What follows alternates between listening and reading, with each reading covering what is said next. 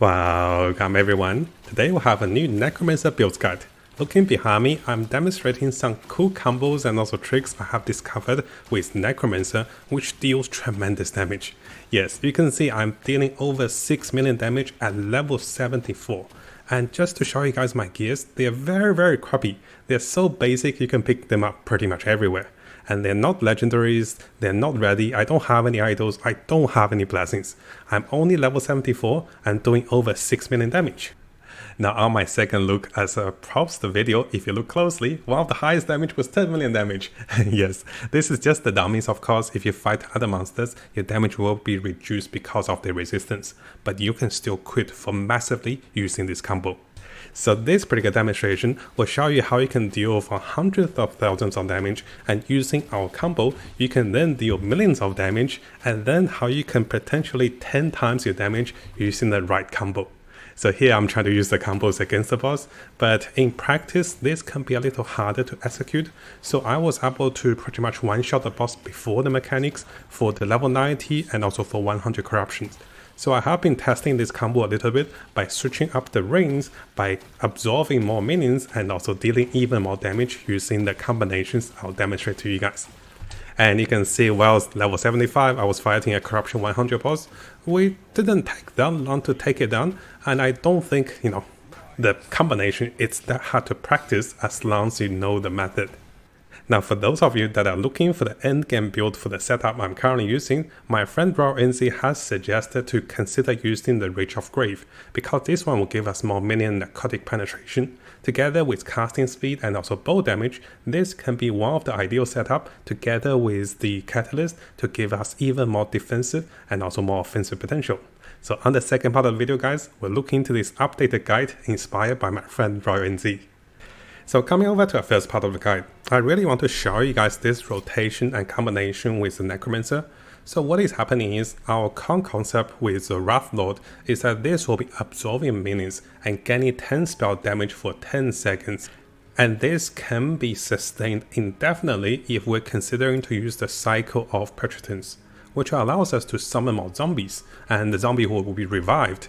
Together with the ability to summon more zombies and also ability to summon more spawns with zombies and also even more vanguard with zombies, so we're pretty much having an infinite cycle of increase of minions that can be absorbed by the Wraith Lord. I'll show you guys a brief demonstration. I'll summon a zombie, the Wraith Lord will absorb them, and he will continue to do so non-stop. And you will think this is an infinite damage stacking. And yes, in some sense, yes, this can get you to infinite damage stacking with one of those rings. You don't even need two of those after testing. The second thing you want to notice is, even though this is infinite stacking because you keep so many minions, the Wraith Lord will focus on absorbing minions instead of attacking. So you can't wear those rings while you fight monsters, you have to take them off. And because the buff duration is only for 10 seconds, once you reach your maximum peak of absorption, you should be attacking. So this also comes to the second point. I can summon tons of zombies, and the zombies will summon more skeleton vanguard. Together with the ability to use this particular experimental build, which allows me to have a burst summons of zombies. So let me show you guys my Wraith Lord's damage before I do anything. So I'm gonna buff him up and get him to hit. You can see it's about 300,000, right? 300,000, 400,000. But if I use this cool trick, I'm gonna pop all my potions, get the summons. Now it's like, go boy! He's still absorbing. So you can see here, all of a sudden I'm doing 5 million and also 6 million damage simply because my Wraith Lord was eating up so many zombies, so many skeletons, and this will allow him in return deals even more damage.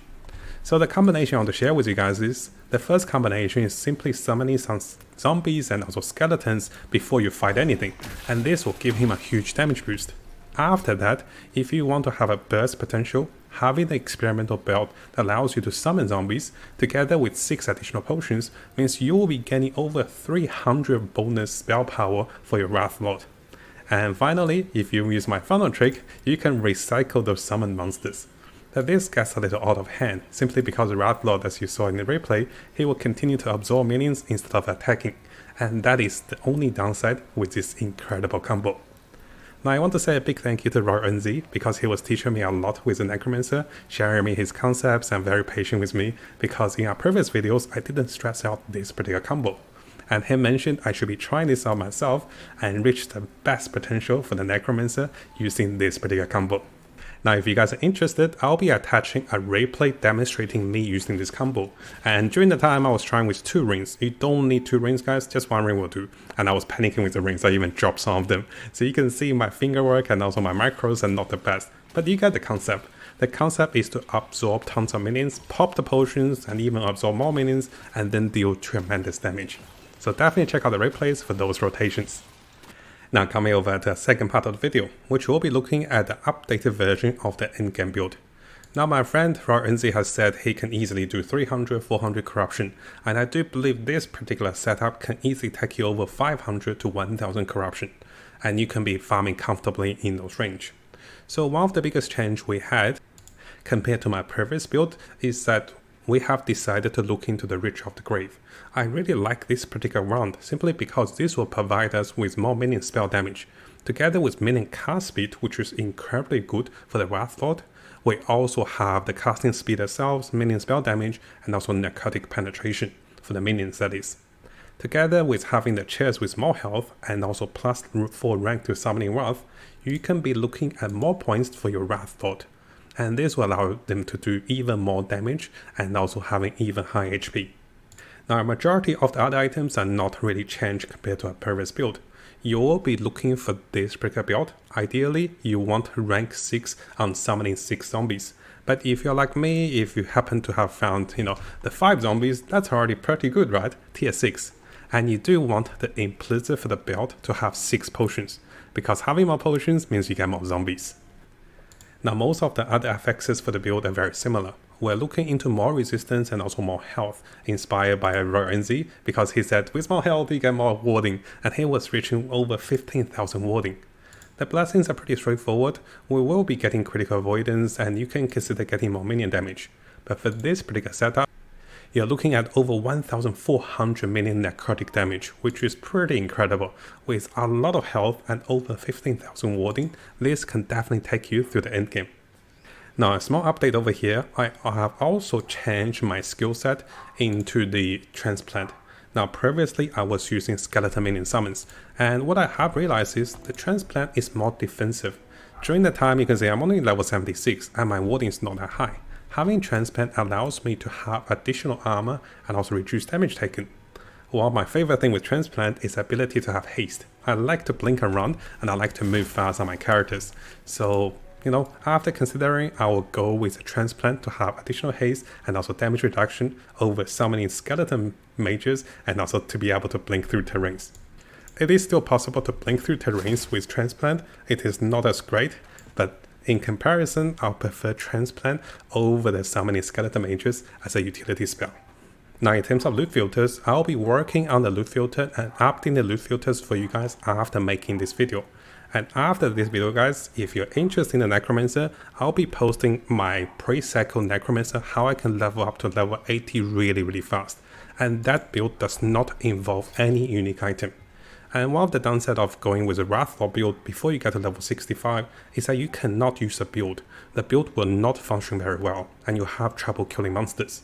So our next video, I'll teach you guys how to level up Necromancer very fast using basic zoo summoning Necromancer with the flaming minions with a Wrath, which is incredibly fun and also super speedy in terms of leveling. Now if you guys haven't subscribed, this is a really good time to do so, because I'll be learning with tons of the top meta, last Epoch build from different players in terms of solo and also in terms of co-op to push for higher corruptions, 800, 2000 here, and also different ways of getting top leaderboard with arena with leveling. And in doing so, we'll be learning multiple builds from the best players in the world. So make sure you subscribe and join me on this adventure to learn with last Epoch. And if you guys do have an amazing build, whether it's a fun build, it's a creative build, or maybe a top meta build, you can share with me on Discord, and I'll look into it, learn the build, and share with everyone on the Last Epoch community.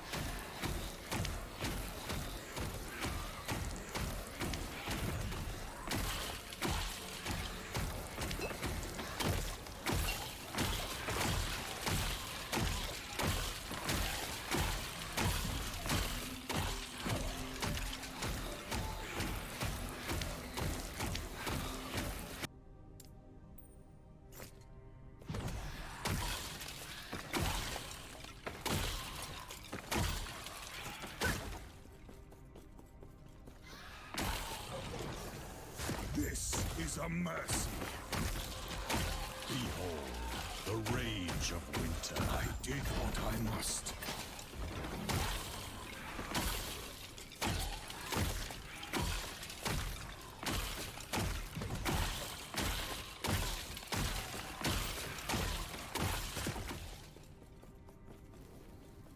This is a mercy. Behold, the rage of winter. Rise, my fallen champions. Aid me. Come.